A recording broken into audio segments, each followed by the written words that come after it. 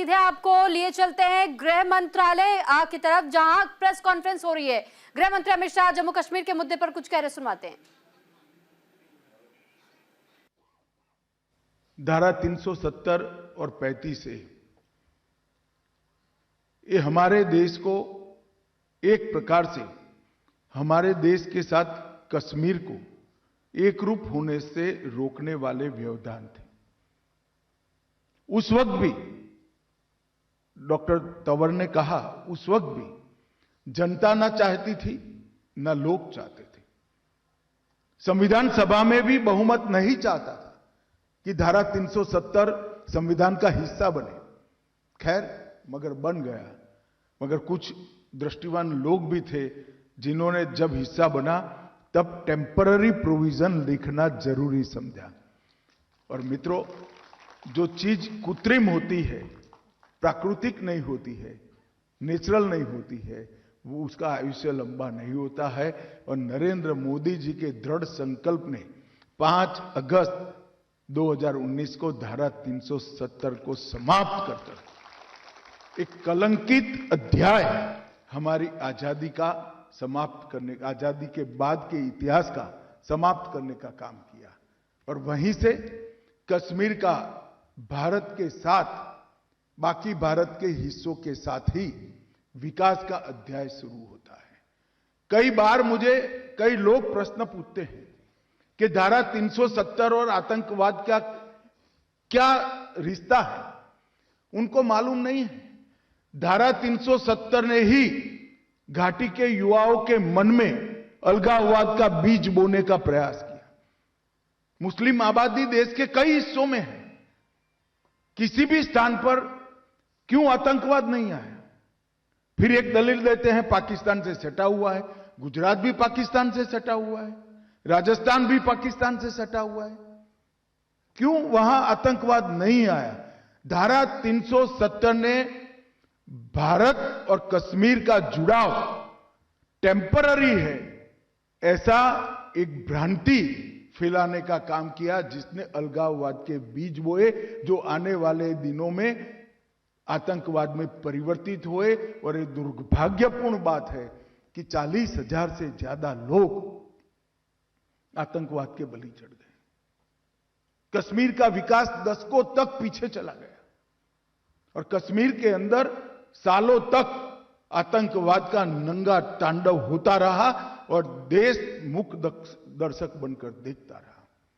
मित्रों, धारा 370 समाप्त होने के बाद आतंकवादी घटनाओं में 70% से ज्यादा कमी हुई है। वो ये सिद्ध करता है कि धारा 370 आतंकवाद की पोषक है। 2018 में 2100 घटनाएं पथराव की हुई थी। 2024 में एक भी घटना पथराव की नहीं हुई है। 2024 समाप्त हो चुका है। 25,000 से ज्यादा पंच, सरपंच, तहसील पंचायत के सदस्य, जिला पंचायत के सदस्य चुनाव जीत कर आए हैं। अपना अपना गांव, अपनी अपनी तहसील, अपना अपना जिला चला रहे हैं। वहां पंचायती राज लोकतंत्र पाताल तक गहरा चला गया। लोकसभा के चुनाव हुए, विधानसभा के चुनाव हुए। 33 साल में सबसे ज्यादा रिकॉर्ड मतदान अगर कभी हुआ तो अभी हुआ है। अब इंडस्ट्री भी जा रही है। 2 करोड़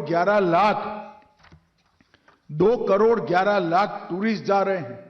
एक साल में 2024 में 324 सीरियल या फिल्मों का फिल्मांकन कश्मीर में हुआ है। जो एक जमाने में 60 के दशक में हुआ करता था, वो आज शुरू हो चुका है। 33 साल के बाद घाटी में थिएटर में नाइट शो चला है। 34 साल के बाद ताजिया का जुलूस हुआ है और लाल चौक पर जन्माष्टमी, कृष्ण जन्माष्टमी की यात्रा भी देखने को मिलती है। ये सारा 19 से 24 की यात्रा जो पोस्ट आर्टिकल 370 5 साल है, उसमें देखने को मिला है। और दुनिया का सबसे बड़ा रेलवे आर्च ब्रिज कहीं पर है तो आज कश्मीर में है। सबसे लंबा दुनिया का टनल, एशिया का सबसे बड़ा लंबा टनल कहीं पर है तो कश्मीर में है।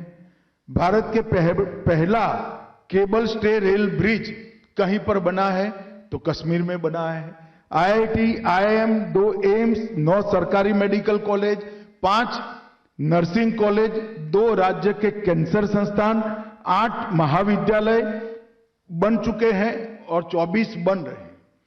59 कॉलेजों को मान्यता दी गई है और हाईवे टनल का निर्माण हो रहा है। मित्रों, ये सारा एक 10 साल में हुआ है।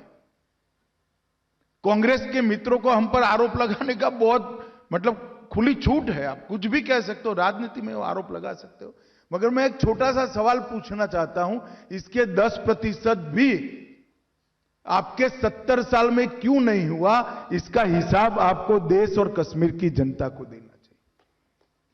जितने इसके 10% भी नहीं हुआ। 80,000 करोड़ रुपए का पैकेज प्रधानमंत्री जी ने न केवल घोषणा की, इसको जमीन पर उतारने का काम नरेंद्र मोदी जी ने किया है। और 4G और 5G नेटवर्क को भी अनेक गांवों तक पहुंचा दिया। ऑलमोस्ट 87% कवरेज आज हो चुका है। मित्रों, और मैं आज कहना चाहता हूं कि हमने न केवल आतंकवाद पर कंट्रोल पाया है, इसको रोकने में सफलता प्राप्त की है, हमने आतंकवाद की इकोसिस्टम को